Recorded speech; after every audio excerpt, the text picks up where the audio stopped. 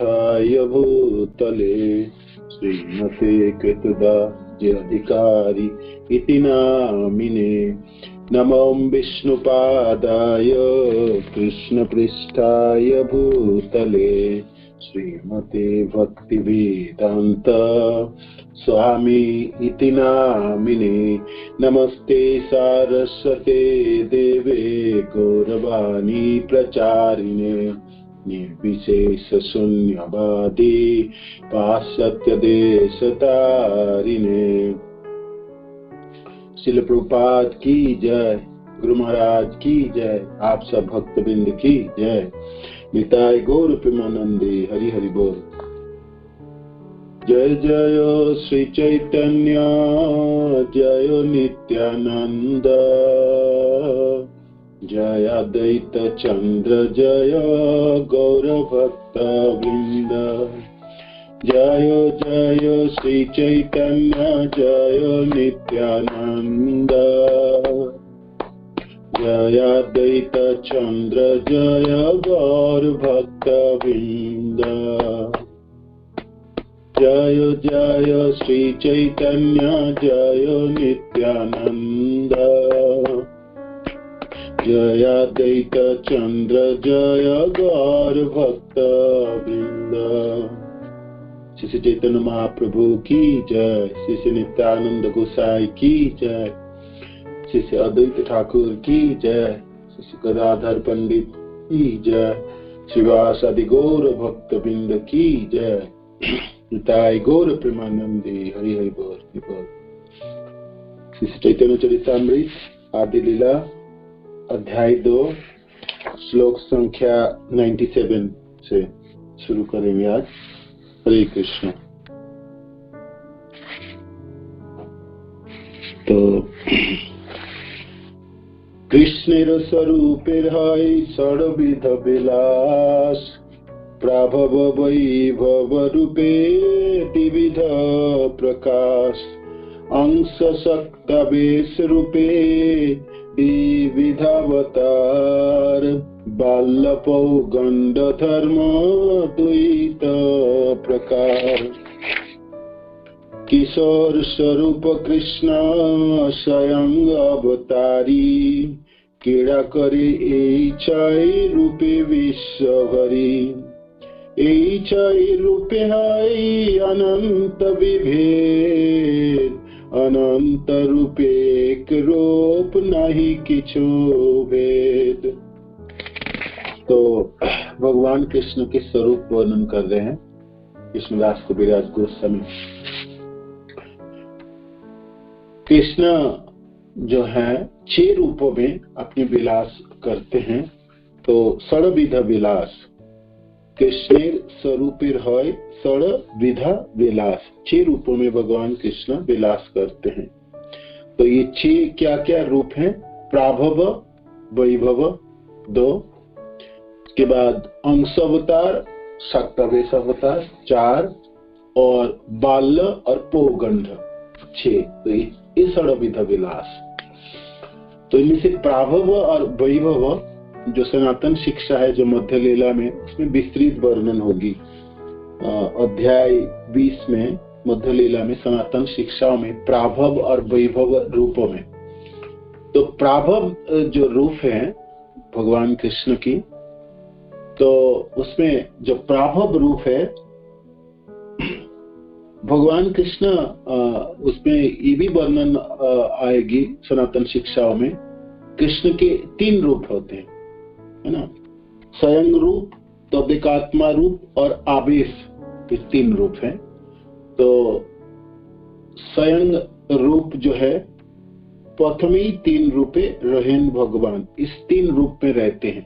स्वयं रूप, तदेकात्मा रूप और आवेश, ये तीनों आप शब्द याद रखिएगा। जब हम मध्य लीला तक पहुंचेंगे तब इसको विस्तृत पढ़ेंगे।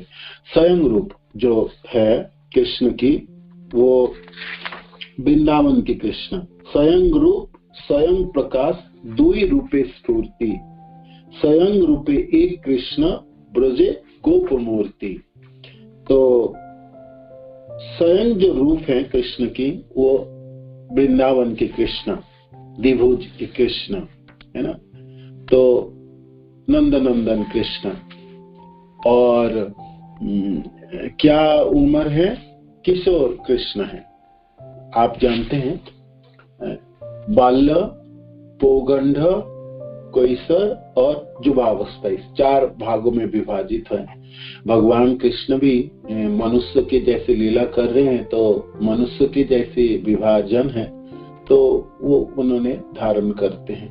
तो भाई भगवान जो गोलोक धाम में, जो अपने निजी धाम में जिस रूपों में विराजमान होते हैं वो है उनकी किशोर वयस है, किशोर कृष्ण, है ना। गोप वेश, वेणुकर और किशोर है उनकी उम्र जो है। तो कैशोर आप जानते हैं बाल्यकाल जो है 1 से लेके 5 साल तक है, और इसको बोलते हैं बाल्य है। और 6 से 10 साल ये हो गए आपके पौगंड, और 11 से 15 ये आपके हो गए किशोर। भक्ति रसामृत सिंधु में किशोर अवस्था के भी 3 भाग है। प्रथम किशोर जो अभी किशोर उम्र में, किशोर वयस में प्रवेश किए हैं, मध्य किशोर और अंत किशोर। तो भगवान के जो निजी रूप है, स्वयं रूप जो है वो किशोर कृष्ण है, जो अभी किशोर एज में प्रवेश किए हैं, है ना। तो बाल्य, पौगंड, कैशोर और युवावस्था, तो किशोर अवस्था में अभी भी प्रवेश किए हैं। तो आप सब जानते हैं कि भगवान कृष्ण लगभग 10 साल वृंदावन में रहे, और 10 साल 8 महीने के बाद वृंदावन छोड़ के मथुरा आए। तो भगवान तब किशोर अवस्था है, हालांकि ये देखने में कैसे लगते थे, पूर्ण युवावस्था की है।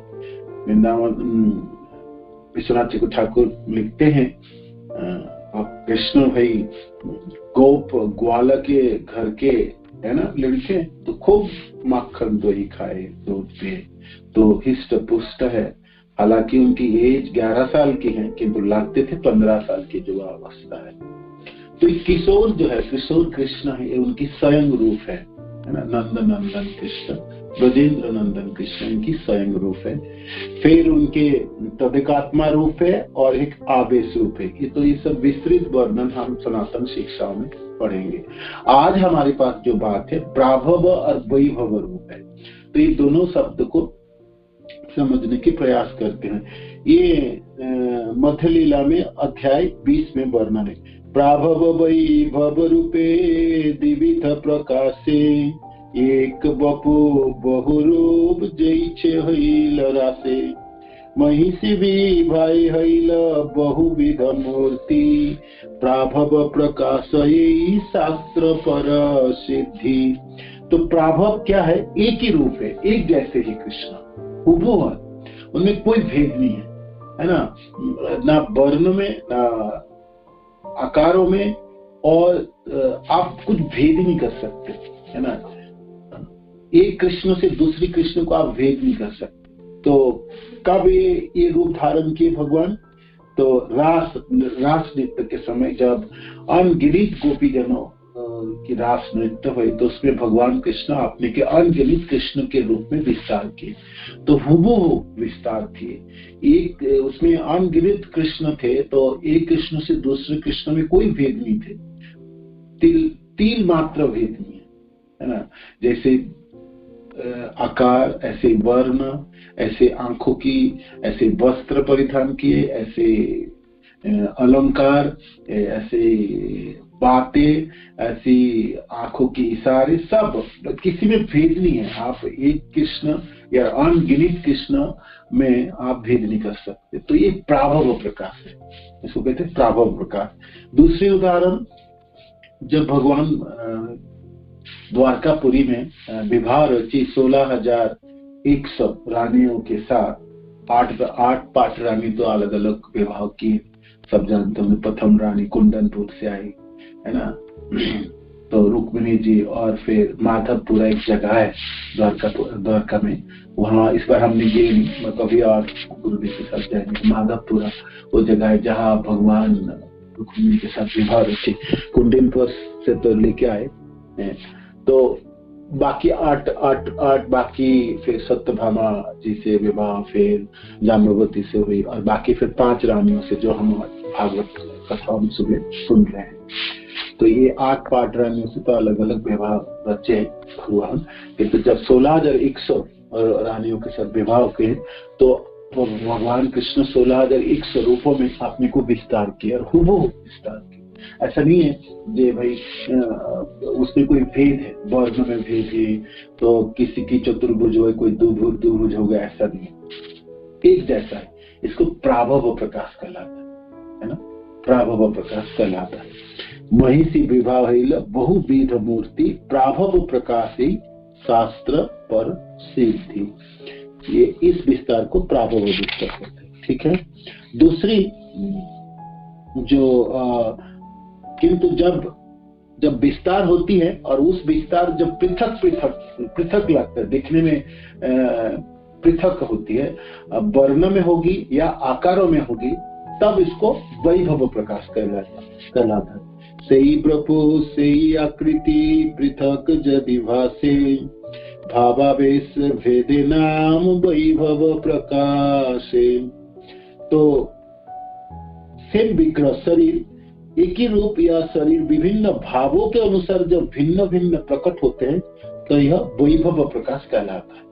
तो 2 शब्द आप रखते हैं, प्राभव प्रकाश और वैभव प्रकाश। प्राभव प्रकाश में हुबहू एक जैसे है, थोड़ी बहुत भी कोई भेद नहीं है, कुछ नहीं, किंतु वैभव प्रकाश में भेद है। भेद किसमें? वर्ण में भेद होगी या आकारों में भेद होगी। जैसे द्विभुज है कृष्ण, तो कभी चतुर्भुज होंगे तो वैभव प्रकाश हो जाए, वैभव प्रकाश हो जाए। या भगवान कृष्ण श्याम वर्ण है, जब बलराम जी बन जाएंगे, कृष्ण अपने को विस्तार कर बलराम के रूप में, तो बलराम गौर वर्ण है ना, तो ये वैभव प्रकाश है, वर्ण में भेद हो जाता है। तो अनंत प्रकाश कृष्णेर नहीं मूर्ति भेद, आकार वर्ण अस्त्र भेदे नाम विभेद। अनंत प्रकाश कृष्ण नहीं मूर्ति भेद, जब भगवान अपना विस्तार असंख्य रूपों में करते हैं तब इन रूपों में कोई भेद नहीं होता, रूप में कोई भेद नहीं होते। वैभव प्रकाश की बात होते हैं, रूप में कोई भेद नहीं होते, किंतु विभिन्न लक्षणों, वर्णों तथा अस्त्र में भिन्नता के कारण उनके नाम भिन्न भिन्न होते। जैसे बलराम जी, क्या भेद है? दोनों ही कृष्ण, इनमें कोई भेद ही नहीं है। मूर्ति में कोई भेद नहीं है, मूर्ति विग्रह में कोई भेद नहीं है, दोनों कृष्ण है। एक काला कृष्ण है और एक गौर कृष्ण है ना, प्रभुपाद जी कहते हैं। चलिए वर्ण में भेद, श्याम कृष्ण है और एक गौर कृष्ण है, तो ये दोनों ही कृष्ण है। 6 ऐश्वर्यों से और बाकी भागवत तत्व में जो भी कुछ है सब दोनों ही भगवान है ना, परम भगवान है। भेद क्या है? सिर्फ वर्ण में। तो ये वैभव प्रकाश है। तो कृष्ण जो 6 रूपों में विलास करते हैं, उसमें प्राभव प्रकाश और वैभव प्रकाश है ना। और जैसे कि वैभव प्रकाश के और भी उदाहरण हो सकते हैं। जब मथुरा के कारागार में भगवान प्रकट हुए, दिखाए माँ को, माता पिता को, जो देखो मैं आपके पुत्र के रूप में आने वाला हूँ और मैं हूँ कौन? तो चतुर्भुज नारायण के रूप में भगवान विराजमान हुए। तो ये क्या विलास होगी, क्या प्रकाश होगी? प्राभव प्रकाश होगी कि वैभव? वैभव प्रकाश है, चतुर्भुज है ना, चतुर्भुज कृष्ण, शंख चक्र गदा पद्मधारी, तो वैभव प्रकाश है। तो वैभव प्रकाश में भी तो प्राभव प्रकाश और ये वैभव प्रकाश, ये 2 विभाजन है। ठीक है, आज तो यहाँ तक ही रखते हैं। आगे जब हम सनातन शिक्षा पढ़ेंगे तब वैभव प्रकाश, प्राभव प्रकाश के भी विभाजन और वैभव प्रकाश का भी विभाजन पढ़ेंगे, सुनेंगे। और भगवान की स्वयं रूप और तदेकात्मा रूप और आवेश रूपों के बारे में भी पढ़ेंगे। चतुर्भुज के रूप में भगवान कृष्ण अपने को विस्तार करते हैं चतुर्भुज में। तो उस समय में भी उनकी प्राभव प्रकाश और वैभव प्रकाश की भी भिन्नता है, वो भी पढ़ेंगे। और इस चतुर्भुज से कैसे करके 24 विस्तार होती है भगवान की, वो सब नाम भी सुनेंगे और पढ़ेंगे। अस्त्र के भेद में शंख चक्र गदा पद्मधारी तो किस किस हाथों में है। तो जो मैथमेटिक्स के स्टूडेंट जानता है ना, जो भाई 4 हाथों की कॉम्बिनेशन बनाओ तो कितना बनता है, तो 24 रूप धारण करेंगे, है ना। 24 विष्णु मूर्ति तथा नारायण मूर्ति तथा स्वयं कृष्ण के जो है उनके अलग अलग नाम है, केशव आदि सब नाम है। तो ये सब सनातन शिक्षाओं में विस्तृत वर्णन है, ठीक है। तो आज हमारे पास जो शब्द है वो प्राभव प्रकाश और वैभव प्रकाश, ये दोनों। तो आगे चलते हैं। आगे कविराज गोस्वामी वर्णन करते, अंश सत्ता वेश रूपे द्विविध अवतार बाल्यपो गंध धर्म द्वैत प्रकार। तो भगवान के जो अवतार है तो वो दो भागों में भगवान अपने लीला करते हैं। एक तो अंश अवतार है और एक सत्यावेश अवतार, आवेश अवतार। अब अंश अवतार आप जानते हैं जिसमें भगवान के 64 कला में से कभी कुछ, किसी में 10 कला, किसी में 20, किसी में 50, है ना। तो होते हैं अंश, आंशिक जो भगवान के शक्ति उसमें आवेशित होती है, रहती है, और एक विशेष कार्य के लिए वो अवतार धारण करते हैं, है ना। किसी किसी समय अवतार एक कार्य में बहुत सारे कार्य कर लेते हैं, बहुत सारी लीलाएं कर लेते हैं। जैसे आप भगवान कूर्म के रूप में जब अवतार लिए तो समुद्र मंथन के समय, तो उनका कार्य क्या है, मंदराचल पर्वत को पीठ में धारण करना था, एक कार्य है, कूर्म अवतार, है ना। भगवान के 10 अवतार में आता है कूर्म अवतार। या मत्स्य अवतार है, प्रलय के समय बचाना था सृष्टि के बीज को, तो वो मछली के रूप में आए। उस समय प्रलय के जलों से सप्त ऋषि और जो सृष्टि के जो बीज को बचा के घूमते रहे प्रलय के समय, है ना। तो मत्स्य रूप में है। तो ये भगवान के अवतार हैं, अंश अवतार कहलाता है ना। और अवतार के बारे में भी हमने प्रथम अध्याय में भी विस्तृत वर्णन किए थे। और दूसरी अवतार आवेश अवतार है। आवेश किसी के ऊपर, किसी जीव के ऊपर आवेशित करते हैं भगवान अपनी शक्ति, तो उसको आवेश, शक्ति आवेश अवतार कहता है ना। शक्ति को, किसी के ऊपर भक्ति की शक्ति होगी तो जैसे नारद जी भक्ति शक्ति का शक्ति आवेश अवतार है। किसी में ज्ञान की अवतार, ज्ञान के आवेश है, जैसे व्यासदेव जी ज्ञान है ना, ज्ञान के लिखने अवतार है। और किसी में शौर्य शक्ति की है, वीरता, वीर शक्ति की आवेश होते हैं, जैसे पृथु महाराज आदि है। प्रजापालक के रूप में प्रजापालन की जो शक्ति आवेशित है पृथु महाराज की आती है बात। तो ऐसे करके भगवान के सात्यावेश अवतार हो। तो भगवान कृष्ण 2 तरह के अवतारों में अपना विलास करते हैं, लीला विलास करते हैं। एक है अंश अवतार है और दूसरा है सात्यावेश अवतार है। जितने भी अवतार है आप अवतारों की सूचियों में, जैसे गुणावतार या पुरुषावतार, जुगावतार, मनवंतर अवतार आप कहो, ये सब अंश अवतार में आएंगे और नहीं तो सात्यावेश अवतारों में आते हैं। तो अवतारों के 2 विभाजन है, अंश अवतार, सात्यावेश अवतार। इस अंश अवतारों में गुणावतार, पुरुष अवतार, जुगावतार, मनवंतर अवतार आदि आप देख सकते हैं। सात्यावेश अवतार है, किसी विशेष शक्ति है। तो सात्यावेश अवतार में वो विष्णु तत्व भी हो सकते हैं, जीव तत्व भी हो सकते हैं। अंश अवतार में देखा जाए ज्यादा से तो विष्णु तत्व ही होते हैं, है ना, कभी कभी जीव तत्व। और सत्यावेश अवतार में किसी जीवों के ऊपर भी शक्ति के आवेशित करते हैं भगवान, है ना। तो सत्यावेश अवतार। कहलाता है। तो ये अवतारों की बात आई। और फिर बात दूसरी और जो है बाल्य और पैगंड है ना, भगवान की जो रूप है वो तो किशोर कृष्ण है गोलोक धाम में। और किशोर कृष्ण की क्या उम्र है? अभी अभी भगवान 11 साल में है ना, एज तो उनकी 10 साल पूरा होके 11 साल में, तो नवीन किशोर है ना, नवीन किशोर। और तो ये भगवान की स्वयं रूप है जो गोलोक धाम में निजी रूप है, और ये उनकी स्वरूप है कृष्ण की। तो फिर भगवान फिर बाल और पौगंड अवस्था को क्यों लेते हैं? प्रश्न होने मन में। ये भगवान के जो निजी रूप स्वरूप है, भगवान को तो सच्चिदानंद रूप है, उनमें तो भाई ना बढ़ेंगे और ना घटेंगे, वो तो हमेशा ऐसे रहेंगे।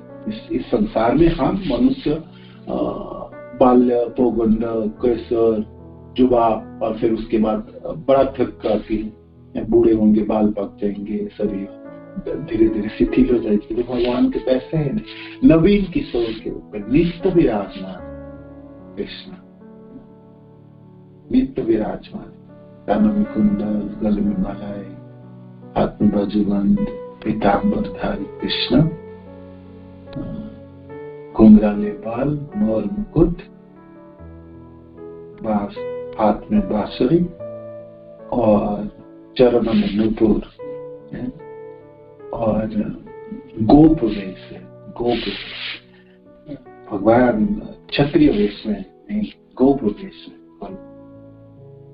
गोप वेश माने ग्वाला के घर में ऐसे 11 साल के कोई लड़के और गाय चराने जाने वाले हैं, तो ऐसे वेशभूषा धारण की, कि भगवान के नीचे रूप स्वयं रूप के बारे में जब आएंगे ना सनातन शिक्षा में, तब विस्तृत हम सुनेंगे से और तरह तरह के आचार्य के तात्पर्य। तो भगवान की रूप है तो निजी रूप, असली रूप। तो फिर बाल्य अवस्था तो है नहीं कृष्ण के, 1 से लेके 5 साल तक, 1 से लेके 5 साल तक तो भगवान रहते नहीं, और ना 6 से 10 साल तक पौगंड अवस्था में नहीं रहते। तो गोलोक में भगवान इस सब रूपों में नहीं रहते, बाल्य अवस्था में नहीं रहते, पौगंड में। तो फिर भगवान के बाल लीला और पौगंड लीला के बारे में इतने वर्णन, इतने सुंदर, ये क्यों भाई, ये क्यों?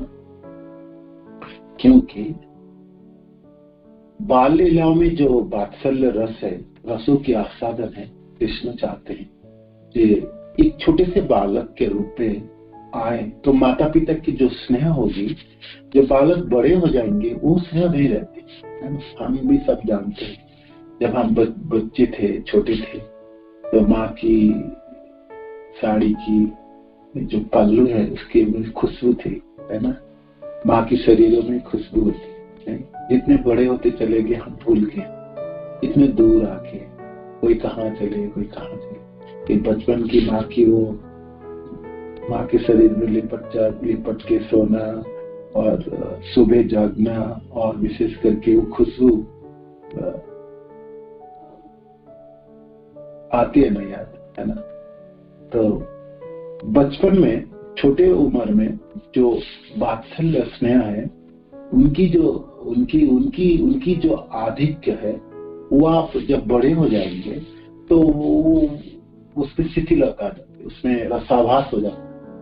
तो भगवान भी लालायित रहते हैं, जिन्हें मैं हमेशा सबों को देखभाल करने वाला हूँ, सब मेरे को मान देने वाला, सब सम्मान देते हैं और सब पूछते हैं, और ये तो बड़ी ये शिथिल रस है, इसमें संकीर्णता है।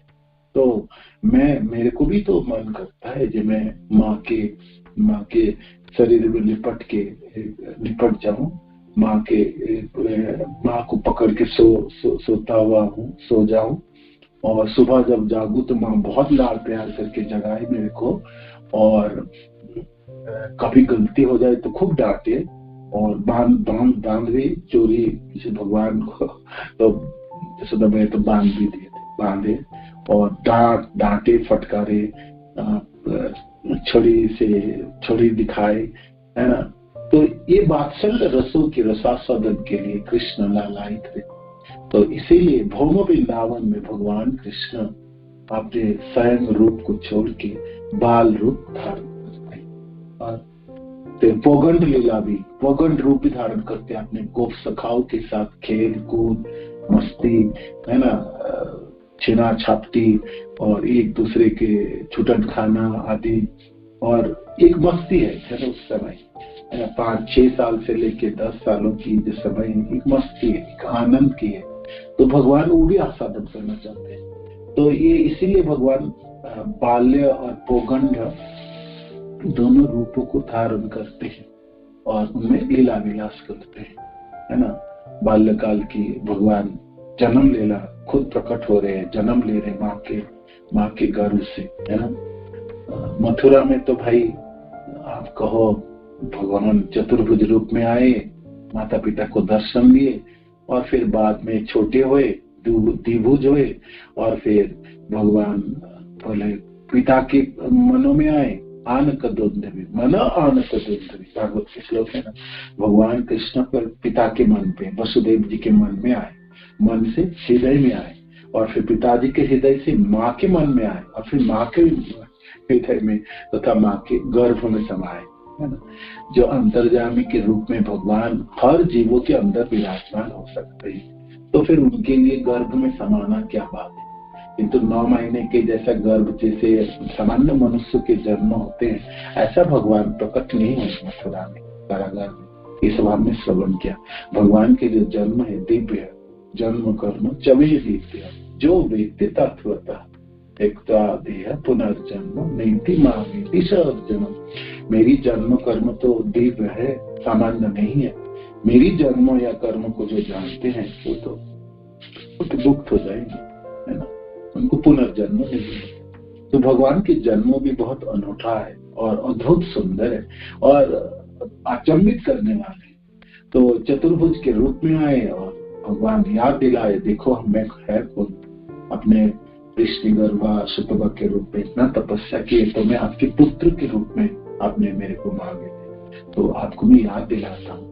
आज मैं आपके पुत्र के रूप में आया, प्रकट हो रहा हूँ। तो जब देवकी माता ने प्रार्थना की, आपको मेरा पुत्र, आप खड़े रहोगे बाहर चतुर्भुज के रूप में और ऐसे प्रकट हो जाओ, तो मेरा पुत्र तो कोई न माने, तो आप कुछ तो करो पुत्र जैसा कुछ तो है। तो फिर भगवान छोटे हुए, हृदय में समाये, फिर बाहर आए और रोते बिलखते नहीं, भगवान में पूरे सिर पे सुंदर बाल, है ना, कुंचित अलंकार के साथ भगवान हंसते हुए उस मथुरा के कारागार में प्रकट।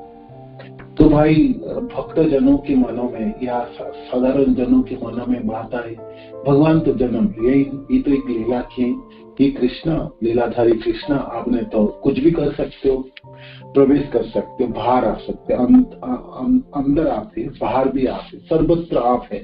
तो आप क्या जन्म लोगे, मैंने जन्म की जो विशिष्टता है, जिसको जन्म कहते हैं, वो तो आपने लिया ही नहीं मथुरा में। भगवान कहते हैं ठीक है, थोड़ी सी आपको विश्वास नहीं हो रहा है, संदेह है आपके मन में, तो फिर मैं जन्म लेके दिखाता हूँ। यशोदा मैया के गर्भ में भगवान 9 महीने तक रहे, अच्छी तरह से रहे, जैसे सामान्य मनुष्य रहते हैं, और जैसे मनुष्य के जन्म होते ऐसे जन्म लिए, और माँ के साथ नाल के साथ अटैचमेंट था, जुड़ा हुआ था, नाल भी काटे, है ना, काट के गोपीजनों ने अपने आंखों से नाल काटते हुए देखा। इसीलिए तो गोपीजन कहते हैं ये कृष्ण तो यशोदा की है, ये कृष्ण आप कौन बोलते हैं, मथुरा से कृष्ण आए। तो वहां पर कृष्ण तो साक्षात जन्म लीला में मनुष्य के जैसे जन्म ऐसे करके दिखा, देखो ऐसे करके भी मैं आ सकता हूँ, और हुबहू ऐसे जन्म ग्रहण किए थे। तो विश्वनाथ चक्रवर्ती ठाकुर कहते हैं भगवान कृष्ण को आप हरा नहीं सकते हो, आप जैसे बोलोगे ऐसे करके दिखा देंगे। लीला करते समय तो थोड़ी बहुत भी भेद नहीं, और आपको ये नहीं समझने देंगे जो वो लीलाधारी कृष्ण है, सच्चिदानंद रूप, है ना, सबों के स्वामी, गोलोकवासी किशोर कृष्ण। करते समय तो हूबहू मनुष्य के जैसा नकल करें और थोड़ी बहुत भी आप पहचान नहीं पाओ। नटो नाट्य धरो जथा, लीला करते समय तो ऐसे करते हैं आप पहचान नहीं पाओगे, बिल्कुल नहीं। पर नर लीला करते ऐसे अद्भुत लीला किए। इसलिए सुनते महाराज, परीक्षित महाराज ने प्रश्न किए कि भाई इतना अद्भुत कैसे कर सकते हैं कृष्ण, ऐसा कैसे कर सकते हैं? और ये जो बच्चे लोगों के साथ जो खेल रहे हैं, क्या तपस्या की ये सब गोप सखाओं ने, जो आज सामान्य मनुष्यों के बच्चे की तरह खेल रहे हैं, आनंद उठा रहे। भगवान सच्चिदानंद स्वरूप लीलाधारी कृष्ण के साथ प्रश्न तो होती है ना, मन में प्रश्न होते हैं, जो तीनों लोगों के अधिष्ठान है ना, सबों की अधिष्ठान है, आध्यात्मिक जगत को, भौतिक जगत को, ऐसे अद्भुत कैसे हो सकते? मनुष्य के जैसे हो वो कैसे कार्य कर सकते? थोड़ी बहुत भी तो आश्चर्य या उस पे होनी चाहिए ना। किंतु भगवान लालायित थे। बाल लीला और पौगंड लीला के लिए भगवान इतने आतुर थे, भौम वृंदावन में करके दिखाए। बाल्य प्रौगंड दोनों, इस दोनों उम्र में, दोनों अवस्थाओं में भगवान अद्भुत सुंदर सुंदर लीला रचे, जो हमें एसएससी क्लास में भाग बोलते हैं। हर दिन सब सुबह सुबह सब उनके, है ना। और जब भी आपके मन खराब होंगे और आपको लगेगा कि जीवन में करने लायक कुछ नहीं रहे, तो भगवान के बाल लीला सुनिएगा, है ना। भगवान के वृंदावन लीला की श्रवण आपको आनंद देने वाले, आपकी भक्ति को चार चांद लगाने वाले। और आप उस समय सुनने के बाद आपको लगेंगे कि भर गया हृदय, भरा हुआ लगता है, भरा हुआ लगता है ना। ऐसे अद्भुत और अलौकिक और हृदय की कलमश को नष्ट करने वाले, इस संसार के आसक्ति को जड़ से उखाड़ के फेंकने के लिए भगवान की बाल लीला और पौगंड लीला। किशोर लीला तो उनकी है ही है, तो उनकी किशोर कृष्ण की जो है लीला वो तो गोलोक की लीला, सब सनातन काल तक उनकी वो लीला। किंतु भौम वृंदावन में विशेष करके बाल लीला तथा पौगंड लीला वो गोलोक में भी नहीं। इसलिए आचार्य जन कहते हैं ये जो भौम वृंदावन है, ये जो भौम वृंदावन, इस वृंदावन की लीला तो गोलोक की लीला सभी अधिक महिमा मंडित है, गरिमामयी है, गरियसी है इस लीला। क्योंकि बाल लीला और पौगंड लीला की जो रसायन साधन है भगवान इस भौम वृंदावन की, इस भौम वृंदावन। ठीक है, तो ये 6 रूपों में रूप विलास करते हैं भगवान कृष्ण। प्राभव और वैभव रूप में, अंश अवतार, सत्तावेश अवतार में, और बाल और पौगंड लीला में। किशोर स्वरूप कृष्ण स्वयं अवतारी, कीड़ा करे यही छाई रूपे विश्व भरी। किशोर स्वरूप कृष्ण स्वयं अवतार, भगवान के जो स्वयं रूप है वो किशोर रूप है। नव किशोर, नट है ना, नव किशोर, अभी अभी किशोर प्रवेश कर रहे भगवान, है ना, इसलिए नव किशोर, किशोर स्वरूप है।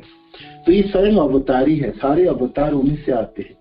कीड़ा करे यही छाई रूपे विश्व भरी, सारे संसारों में, भौतिक जगत, इस पूरे ब्रह्मांड में, है ना, अपनी श्रेष्ठता स्थापित करने के लिए 6 रूपों में अपना विस्तार करते, इस ब्रह्मांड में करेंगे। आध्यात्मिक जगत में बाल लीला नहीं हो, न पौगंड लीला है। मानो कि भाई कोई भक्त गोलोकवासी हुए और तो भगवान के बाल लीला नहीं देख पाएंगे वहां। भगवान के बाल लीला या पौगंड लीला के रसास्वादन करना है मुक्त जीव, मुक्त भगवान के पार्षद संगी, तो भगवान के साथ भौम वृंदावन में आएंगे, किसी ब्रह्मांड के, इस ब्रह्मांड की जहाँ पर विरिंची भगवान है, जो 4 मुख वाले ब्रह्मा है। तो द्वापर में अभी अभी द्वापर बीता है ना, सप्तम मनु के 28 चतुर्युग में द्वापर के समय कृष्ण आएंगे। ब्रह्मा जी के एक दिनों में भगवान कृष्ण एक बार आएंगे लीला करने। तो इस ब्रह्मांड के तो कृष्ण लीला कर चुके। चले अभी भी इस द्वापर में जो अभी भी बीते 5000 साल भगवान कृष्ण लीला करके अपने गोलोक धाम में चले गए। तो फिर दूसरी ब्रह्मांड में फिर लीला होंगे तीसरी ब्रह्मांड में भगवान। इसलिए भगवान की जो लीला है नित्य हमेशा चलती रहती है।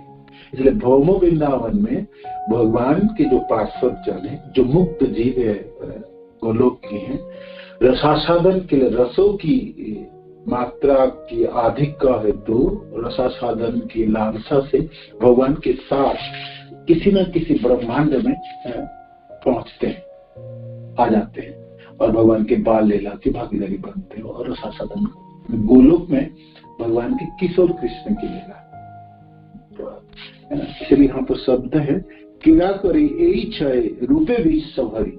इस विश्व में माने भौतिक जगत में, भौतिक संसार ब्रह्मांड में, ये ब्रह्मांड नहीं तो और ब्रह्मांड और अनगिनित ब्रह्मांड है। एक ब्रह्मांड तो नहीं है और एक ब्रह्मांड, अनगिनित ब्रह्मांड। क्षय रूपे है अनंत विभेद, अनंत रूपे एक रूप नहीं किचो भेद। यही 6 रूपे है अनंत विभेद। इन 6 रूपों में असंख्य भेद है। जैसे प्राभव रूप की बात की है तो प्राभव में भी भेद होंगे, वैभव रूप में भी भेद होंगे, अनगिनित उदाहरण होंगे। आप भी याद कर सकते हैं कि भगवान की देखो तो क्या क्या प्राभव हुआ है। भगवान एक जैसे हैं, रासलीला के समय हुई, विवाह में और भी किसी समय होंगे भगवान। जैसे उदाहरण के सब आप कहाँ पर प्राभव प्रकट होंगे आप बताइए। उदाहरण है भगवान रास नृत्य के समय हुए, महिषी विवाह के समय, और कब भगवान अपने को विस्तार किए प्राभव रूप में। वृंदावन लीलाओं में बताइए जहाँ अपने श्रवण किए। ये वैभव प्रकाश हुए वो बताइए कहाँ पर। बहुत सारे उदाहरण, जैसे मैंने आपको एक उदाहरण बताता हूँ। गोप सखाओं के रूप में जब भगवान वृंदावन में गोचारण कर रहे थे तो भाई सब गोप सखा भगवान को स्पर्श करेंगे, है ना। कितनी गोप सखा है और सब में फास्ट होंगे, सबको फास्ट होंगे और भगवान सबों को आलिंगन करेंगे। सब आलिंगन करके कहेंगे हाँ सखा आप पहले, आप पहले, आप पहले। तो एक ही भगवान हो, एक ही रूप में खड़े रहे तो इतने गोप सखा दोनों भाग भाग के स्पर्श करेंगे तो संभव नहीं सबों का आलिंगन। भगवान अपने अचिंत शक्तियों से अपने को विस्तार करते थे, है ना, प्राभव प्रकाश, और सबों को आलिंगन करते थे, स्पर्श करते थे, कहते हाँ सखा आप प्रथम, आप आपने पहले स्पर्श किए। तो हर सखा चाहते थे जब मैंने स्पर्श किया हूँ और मैं कृष्ण के साथ हूँ, मैं प्रथम हूँ। तो भगवान सबों को स्वीकार करते हैं, सबों की सख्यता स्वीकार करते हैं। तो आपने को अनगिनित कृष्ण के रूप में विस्तार करके प्राभव और प्रकाश के रूप में विस्तार करते हैं। ये भी उदाहरण। ऐसे करके आप सोचेंगे जो आपने श्रवण किए हैं तो भगवान के प्राभव प्रकाश और वैभव प्रकाश, इसलिए यहाँ पर कविराज गोस्वामी तो अनगिनित उनका, है ना, बहुत सारे उनके उदाहरण हैं और असंख्य उनके भेद है। तो ऐसे फिर जब आई अवतार और सक्तावेश अवतार, उसमें अवतारों में कितने विभाजन, सक्तावेशों की कितने तरह के सक्तावेश तो उसमें भी है। और फिर बाल लीला में तो भगवान के कितने सारे विस्तार, पौगंड लीला में भगवान कितने विस्तार अपने को करते हैं। तो किंतु सभी एक ही है। भगवान जितने भी विस्तार करे क्यों ना, और देखने में, आकार में, वर्ण में और अस्त्र आदि धारण करने में भेद लग रहा है, नाम भी अलग है, किंतु है तो एक ही है। उनके बीच कोई अंतर नहीं है, उनमें कोई अंतर नहीं है। भगवान 6 विभिन्न स्वरूपों में प्रकट होते थे। ये प्राप्ति इसकी वर्णन हो चुके हैं, ठीक है। अब आगे श्लोकों में अब भगवान की शक्ति के बारे में वर्णन आ रहा है। चित शक्ति स्वरूप शक्ति अंतरंगनाम ताहर वैभव अनंत वैकुंठादिधाम। भगवान के तीन शक्तियां, ऐसे तो अनगिनत शक्तियां हैं, तो सारे शक्तियों को तीन स्तर में विभाजित होते हैं। एक है अंतरंग शक्ति, दूसरा तटस्था शक्ति और तृतीय है बहिरंग शक्ति। तो जो अंतरंग शक्ति है उसकी नाम है चित शक्ति है या स्वरूप शक्ति या अंतरंग। उनकी तीन नाम है। चित माने चेतना वही शक्ति है ना, चित शक्ति, और स्वरूप शक्ति भगवान की निधि है स्वरूप शक्ति, और अंतरंग तहार वैभव अनंत वैकुंठ आदि था। और ये शक्ति की कार्य क्षेत्र कौन सा है? वैकुंठ, अनगिनत वैकुंठ। गोलोक है या अनगिनत वैकुंठ है जहाँ भगवान कृष्ण नारायण के रूप में विराज, अनगिनत वैकुंठ लोक है। आध्यात्मिक जगत तो विशाल है, भौतिक जगत तो एक अंश है और आध्यात्मिक जगत तीन भाग है। एक चौथा इस भौतिक जगत, तीन चौथा ये तो आध्यात्मिक जगत है। तो कितनी विशाल क्षेत्र है आध्यात्मिक जगत, और आध्यात्मिक जगत बढ़ भी सकते हैं, संकुचित भी हो सकते हैं। कितने अनगिनत, मानो कि किसी समय ऐसा समय आए जो सारे जीव जो बद्ध अवस्था में सब मुक्त हो गए, तो फिर जगह कहाँ बनती है भाई? इतने सब लोग मुक्त हो जाए और सब गोलोकवासी बन जाए तो वो क्षेत्र ऐसे ही है, प्रसारित हो जाएंगे सबों को स्थान देने के लिए, क्योंकि वो चित धाम है ना, चित धाम है। वो अपने जगह हिसाब से, लोगों को हिसाब से जगह बढ़ जाएंगे, और कम लोग हैं तो फिर घट जाएंगे अपने आप। चित शक्ति, चित धाम है। तो अनंत वैकुंठ धाम जो है, अनगिनत वैकुंठ धाम में भगवान के अंतरंग शक्ति या स्वरूप शक्ति या चित शक्ति, तीनों के एक ही नाम है। तो ये कार्यशील होते हैं। और माया शक्ति बहिरंगा जगत कारण तहार वैभव अनंत ब्रह्मांडे गण। और माया शक्ति है, ये बहिरंगा शक्ति भगवान कृष्ण की। इनकी वजह से माया शक्ति कहलाने वाली बहिरंगा शक्ति विविध भौतिक शक्तियों से संपन्न असंख्य ब्रह्मांड की कारण है। अनगिनत ब्रह्मांड, क्यों भाई? ये सब ब्रह्मांड में जो शक्ति कार्यशील है वह माया शक्ति है, और माया शक्ति की वजह से ही ब्रह्मांड की, असंख्य ब्रह्मांड की कारण स्वरूप भी है ना, कारण भी है। तीसरा जो शक्ति जीव शक्ति तटस्था नहीं जा रयंत मुख्य तीन शक्ति तार विविध अनंत। तो जीव जो शक्ति है, जो जीव है, जो हम सब है भगवान के, हम विभिन्न अंश है भगवान के। दो तरह सांस है जो विष्णु तत्व है, और विभिन्न अंश है, हम विभिन्न अंश है भगवान कृष्ण की। तो ये है जीव, ये तटस्था शक्ति, तट शक्ति माया शक्ति से इनकी अंतरंग शक्ति सबसे शक्तिशाली है, भगवान की स्वरूप शक्ति है। वैकुंठ में उनके कार्यशील होते हैं, और जो जीव है वो तट में है, बीच में है, माया शक्ति और अंतरंग शक्ति के बीच में। जीव चाहे तो अंतरंग शक्ति के अधीन रह सकते हो, चाहे तो माया शक्ति के, उनकी इच्छा को किस शक्ति के अधीन रहना है। अंतरंग शक्ति के अधीन रहे तो उसको महात्मा कहलाते। महात्मा नस्त माम पास दैवी प्रकृति मस्त, दैवी प्रकृति, ये दैवी शक्ति है जो अंतरंग शक्ति है। तो वो जब दैवी शक्ति अंतरंग शक्ति का अधीन है, भगवान कृष्ण की सेवक के रूप में, कृष्ण जनों की सेवा में, कृष्ण भक्ति में है, कृष्ण कथा में, कृष्ण धामों में है, ये सब अंतरंग शक्ति का अधीन होंगे जीव, इस संसार में रहते हुए। और जब वो कृष्ण के भूल के कृष्ण नाम, कृष्ण लीला, कृष्ण कथा, कृष्ण जन को छोड़ के जो निजी भोग अपने इंद्रिय तृप्ति के लिए अभक्त जनों के संग या सामान्य जनों व्यक्तियों के संग या संसारों के भोग में रहेंगे, तो वो माया शक्ति के अधीन हो। कृष्ण भूली से जीव अनादि, क्या सब बातें है ना चित्र चैतन्य के श्लोक में, कृष्ण भूली भोग वांछा करे पश्चात मायाकार झापोटिया करे। कृष्ण को जब भी भूल के वो भोग की वांछा करते, इच्छा करते हैं, तभी उसके माया उसको पीछे झपट के तुरंत पकड़ते हैं। कृष्ण को भूला तो माया पकड़े, कृष्ण को याद है कृष्ण को पकड़े तो फिर माया नहीं हो सकती।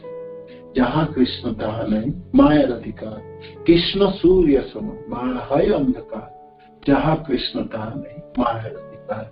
तो कृष्ण है, आप कृष्ण नाम जप रहे हैं, कृष्ण अर्च विग्रह सेवा कर रहे हैं, कृष्ण कथा में है, भागवत के श्रवण में, कृष्ण के धाम में, कृष्ण की भक्त जनों के संग में है, तो फिर माया आपसे दूर है। जब भी ये सब के संग छूटे तो फिर आप माया तुरंत पकड़। आप ऐसा नहीं है जी भाई आप बीच में कोई जगह हो, है आप कृष्ण को पकड़ेंगे और नहीं तो माया को पकड़ेंगे, दोनों में से आप उदासीन नहीं हो सकते। और आप बीच में कोई जिन्हें लटक के रह जाऊं, ना मैं माया में रहूं और ना मैं कृष्ण में, तो मैं किसी बीच की स्थिति में नहीं, वो नहीं हो सकता। आप दो स्थान में, दो स्तर है आपके, दो जगह है आप अपनी कृष्ण के अंतरंग शक्ति के अधीन होंगे और नहीं तो माया से। अंतरंग शक्ति के अधीन में नहीं है तो फिर आप माया शक्ति के अधीन है। इसलिए जीव तट में बीच में तटस्था शक्ति है। इसलिए जो तटस्था शक्ति है ये अधिक शक्तिशाली है माया से।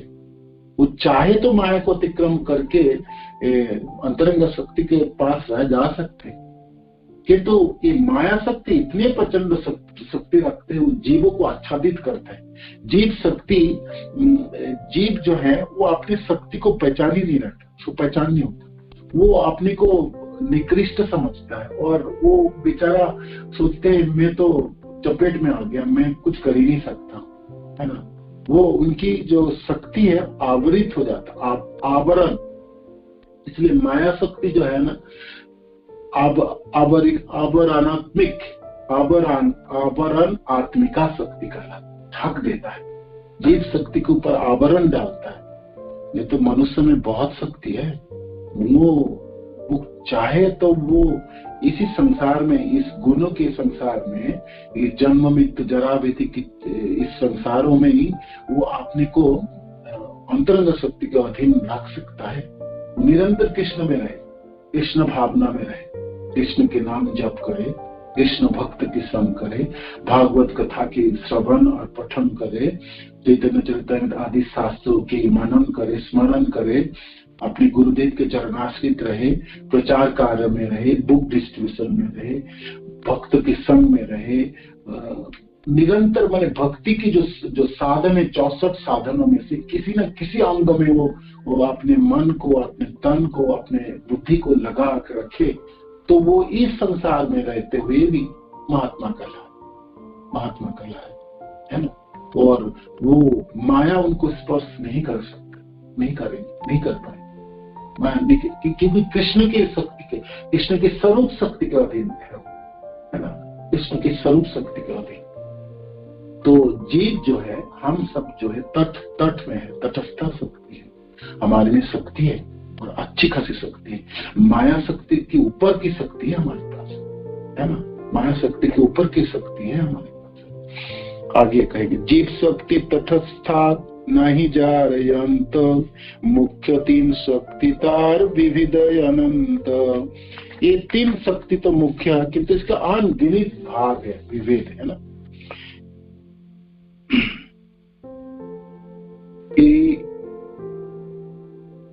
इन दोनों के बीच की तटस्था शक्ति असंख्य जीवों की बनी है। यही 3 प्रधान शक्ति है जिनके असंख्य भेद और उपभेद है, तरह तरह के हैं। हिमत स्वरूप गण आर 3 शक्ति, सवार आश्रय कृष्ण सवार स्थिति। ये भगवान के मुख्य स्वरूप, विस्तार और उनके 3 शक्तियां है। ये सभी परम पूर्ण श्री कृष्ण से प्रकट है, ये सब उन्हीं में स्थित है। यद्यपि ब्रह्मांड गणेर पुरुषयाश्रय, से ही पुरुषादि सवार कृष्ण मूलाश्रय। कर्मदक्ष विष्णु, गर्भदक्ष विष्णु, चिरदक्ष विष्णु, ये सारे ब्रह्मांड के पुरुष है और ब्रह्मांड को धारण करते सारे जीवों के अंतर्जामी के रूप में, परमात्मा के रूप में विराजमान होते हैं। किंतु इस तीनों पुरुष अवतार को भी जो आश्रय है वो कृष्ण है, मूल आश्रय कृष्ण है। स्वयं भगवान कृष्ण कृष्ण सर्वाश्रयी परम ईश्वर कृष्ण सर्वशास्त्रे कई। तो स्वयं कृष्ण स्वयं भगवान है और सबों के आश्रय है, परम ईश्वर है ये कृष्ण। सारे शास्त्र यही कहते हैं ईश्वर परम कृष्ण सच्चिदानंद विग्रह अनादि आदि गोविंद सर्व कारण कारणम। ये सब सिद्धांत तुम्हें जानो भालो मते प्रभु पूर्व पक्ष करो आमा चलाइते। ये सब सिद्धांत तो आप बहुत अच्छी तरह से जानता है, किंतु कुतर्क करने के लिए आप ऐसा कहते हो। कविराज गोस्वामी कहते हैं जी भाई आप क्यों कुतर्क कर रहे हो, और स्वयं कृष्ण स्वयं भगवान है, समस्त शास्त्रों से मैंने प्रमाण दिया और ये शास्त्रोक्त प्रमाण है और आप सब जानते हैं, किंतु जान के भी आप कुतर्क स्थापन करते हो, तो ये ठीक नहीं है। श्री कृष्ण अवतारी ब्रजेंद्र कुमार आपने चैतन्य रूपे कैल अवतार। जो भगवान कृष्ण जो अवतारी हैं, समस्त अवतारों के स्रोत है, वो ब्रजेंद्र कुमार आपने को चैतन्य महाप्रभु के रूप में संसार में प्रकट किए हैं।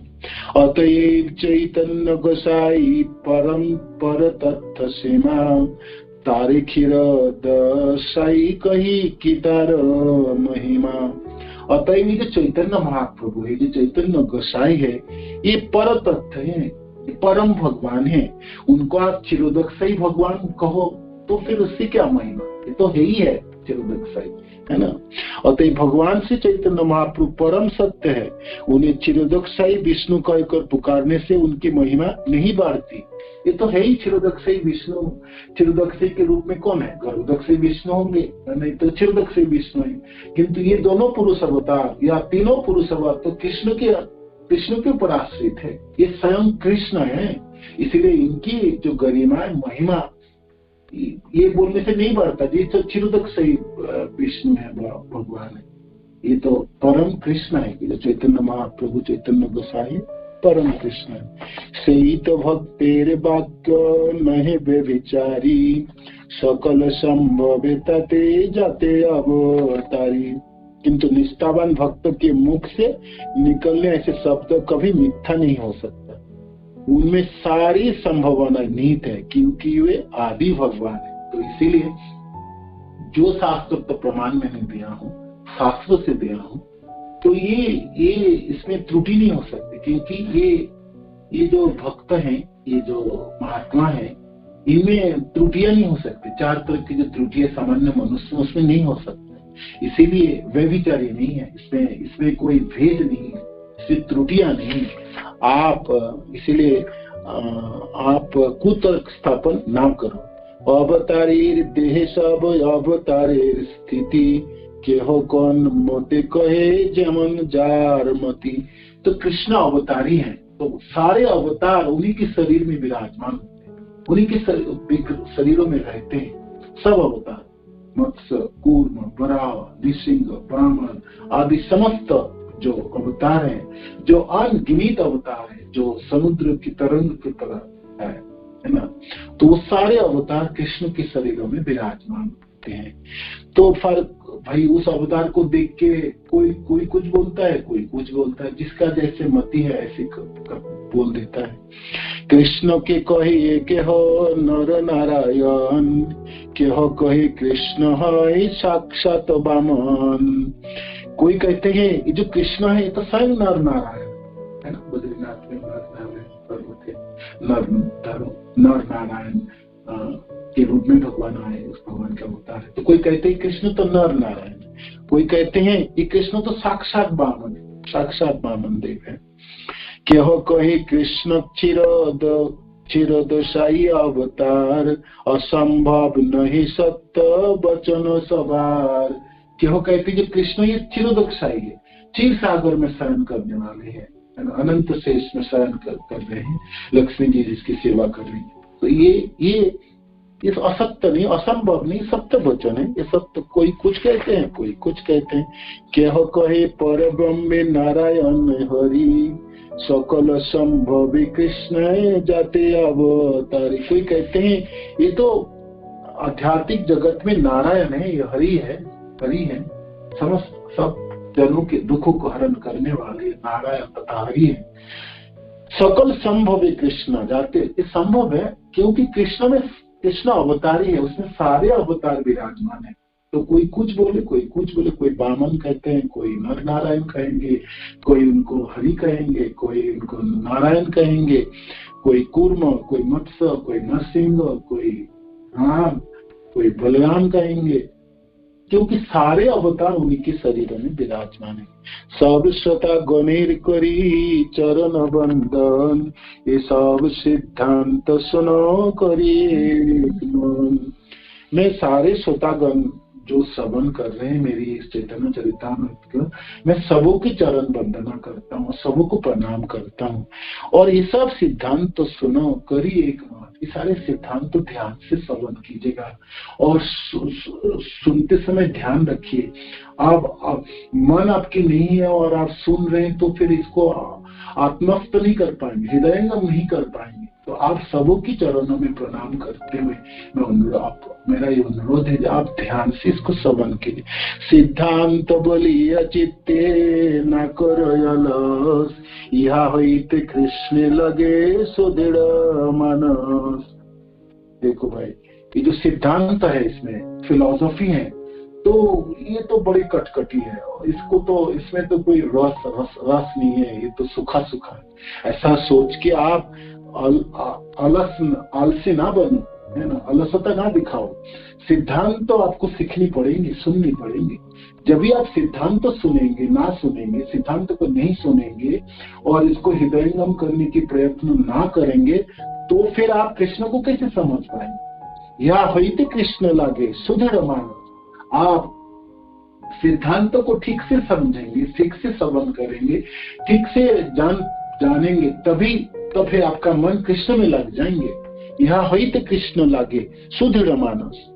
निष्ठापूर्ण जिज्ञासु को चाहिए कि ऐसे सिद्धांतों की व्याख्या की विवादास्पद मानकर उनकी उपेक्षा ना करे। जी यहाँ बहुत झंझट है भाई, कोई कुछ बोलता है, कोई कुछ बोलता है, कोई कहता है ये तो कृष्ण तो अवतार है, अवतार ही नहीं है, ये तो 2 भुज है, नारायण तो 4 भुजा है, नारायण तो वैकुंठ में रहता है, कृष्ण तो इस वृंदावन में यहाँ आके लीला किया, उनको तो माँ ने बांध दिए, पिटाई किए, नाखन चोरी किए, और जो नारायण है उनको देखो, विष्णु देखो शंख चक्र गदा पद्मधारी ऐश्वर्य अपनी लक्ष्मी के साथ खड़े हैं, और कितना सुंदर उनके मंदिर, तरह तरह के मत हुए, है ना। तो कविराज गोस्वामी सबों से अनुरोध करते हैं कि आप सिद्धांतों को समझने के लिए प्रयत्न कीजिए, प्रयास कीजिए। सिद्धांतों आप जो बड़ी फिलोसफी है, बड़ी दर्शन है, सारा दिन दर्शनों की बात करते रहोगे, कब कुछ सुनाओगे। तो कहते हैं सिद्धांत बोलिते चित्ते ना करो आलस, इसमें आलसी ना बनो, अलसता ना दिखाओ, इसको समझने के प्रयास करो। हृदयंगम को आत्मस्थ करने के लिए, हृदयंगम करने के लिए प्रयत्न कीजिए, सुनिए, श्रवण कीजिए, मन लगाइए, शक्ति लगाए, बुद्धि लगाए और प्रयास कीजिए। क्योंकि ऐसा करने से आपको कृष्ण को समझ पाएंगे और कृष्ण में आपके मन लग जाएंगे, कृष्ण में मन लग जाएंगे। क्योंकि ऐसी व्याख्याओं से मन दृढ़ होता है। इस तरह मनुष्य का मन श्री कृष्ण के प्रति अनुरक्त होता है। चैतन्य महिमा जानी सब सिद्धांते, चित्त दृढ़ होइया लगे महिमा ज्ञान होइते। चैतन्य महिमा की ये सब सिद्धांत को आप सुनने से, श्रवण करने से आपके चित्त, आपके हृदय दृढ़ हो जाएंगे, आपके मन लग जाएंगे। और क्या लगेंगे? महिमा ज्ञान होइते। तो ऐसे निर्णायक अध्ययन द्वारा चैतन्य महाप्रभु की महिमा को जानता है। इन महिमाओं को जान लेने से ही मनुष्य बलवान बन सकता है और उनके प्रति अनुराग में सुस्थिर हो जाता है। तो ऐसा सिद्धांत को आप सुनने से आप बलवान हो जाएंगे, आप ज्ञानवान हो जाएंगे और आप में द्वंद नहीं होंगे, है ना। महाप्रभु चैतन्य महाप्रभु स्वयं कृष्ण है, कि अवतारी कृष्ण है, तो आप में कोई संदेह नहीं रहेगा। जब आप संदेहातीत हो जाएंगे, आपके मन और फिर उनकी लीलाओं में आप अधिक अनुरक्त हो जाएंगे, आसक्त हो जाएंगे, है ना, गौर निताई के प्रति। चैतन्य प्रभुर महिमा कही बार तरे, कृष्ण महिमा कही करी आवे सारे। चैतन्य महाप्रभु को महिमा को समझाने के लिए मैं भगवान कृष्ण की महिमा को विस्तार वर्णन किया, है ना। चैतन्य गोसाई रे तथ्य निरूपण, स्वयं भगवान कृष्ण ब्रजेंद्र नंदन। चैतन्य गोसाई रे तथ्य निरूपण, निष्कर्ष क्या है? अब निष्कर्ष यह है कि श्री चैतन्य महाप्रभु स्वयं ब्रजराज के पुत्र पूर्ण पुरुषोत्तम भगवान कृष्ण है। ऐसा नहीं महाप्रभु कोई महापुरुष है और किसी संकीर्तन आंदोलन की सूत्रपात किए, बंगाल में प्रकट होके एक आंदोलन छेड़े और सब व्यक्तियों को नाम, भगवान के नाम प्रदान किए। ये तो है ही है कि तो ये चैतन्य महाप्रभु स्वयं कृष्ण है, अवतारी कृष्ण है, ब्रजेंद्र नंदन कृष्ण है। शिरूप रघुनाथ पदे जारयास, चैतन्य चरितामृत कहे कृष्णदास। रघुनाथ शिरूप तथा श्री रघुनाथ के चरण कमलों में प्रार्थना करते हुए एवं उनकी दया की सदा आकांक्षा करते हुए मैं कृष्णदास उनके चरण चिन्ह का अनुसरण करते हुए श्री चैतन्य चरितामृत का वर्णन कर रहा हूँ। इस प्रकार श्री चैतन्य चरितामृत की आदि लीला द्वितीय अध्याय का भक्ति वेदांत तात्पर्य पूर्ण हुआ, जिसमें श्री चैतन्य महाप्रभु का वर्णन भगवान के रूप में किया गया है। हरे कृष्ण। श्री प्रभुपाद की जय, गुरु महाराज की जय, आप सब भक्त बिंद की जय।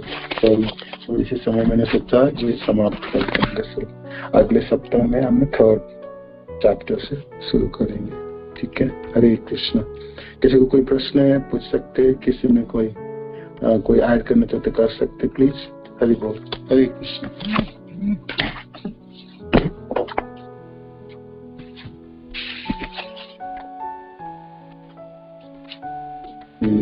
हरे कृष्ण कृष्ण कृष्ण हरे हरे, हरे राम राम राम हरे हरे। वाञ्छाकल्पितरुभ्यश्च कृपा सिन्धुभ्यैव च पतितानां पावनेभ्यो वैष्णवेभ्यो नमो नमः। आप सब भक्तवृंद की जय, श्रील प्रभुपाद की जय, गुरु महाराज की जय, निताय गौर प्रेमानंदे। हरि हरि बोल।